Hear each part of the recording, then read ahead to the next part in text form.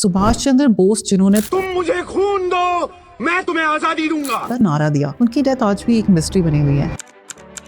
August 18, 1945, the alleged plane crash occurred near Taihoku। और फिर multiple inquiries of 1946, 1956 and 1970 की reports सबने plane crash की थ्योरी को ही कंक्लूड किया। But it was justice Mukherjee commission report of 1999 जिन्होंने 3 ऐसी की रीजंस दिए जो पुरानी इन्वेस्टिगेशंस के लिए एक बड़ा सवाल थे। मुखर्जी कमीशन के अकॉर्डिंग उस दिन ताइवान में किसी प्लेन क्रैश का कोई एविडेंस ही नहीं मिला। 1956 में जापान के chief of Asian affairs bureau ने एक लेटर में ये कंफर्म किया कि कभी कोई official Japanese inquiry commission form ही नहीं हुई थी केस को इन्वेस्टिगेट करने के लिए, जिससे British intelligence 1946 inquiry was in question. और जो एशेस टोक्यो के रनकोजी मंदिर में रखे हैं उनका डीएनए टेस्ट कभी हुआ ही नहीं, तो उनकी ऑथेंटिसिटी भी डाउटफुल थी। इनफैक्ट एक प्रोमिनेंट लीडर होने के बाद भी उनकी डेथ न्यूज को डिले किया गया। As per statements by one of key leaders of INA S A, उनको नेताजी की डेथ की न्यूज 20 अगस्त 1945 को मिली और वो भी प्लेन क्रैश की थ्योरी के बारे में डाउटफुल थे। पब्लिक प्रेशर की वजह से 2016-17 में कुछ डीक्लासिफाइड फाइल्स के जरिए गवर्नमेंट ने ये डिक्लेयर तो कर दिया कि नेताजी की डेथ प्लेन क्रैश में ही हुई थी,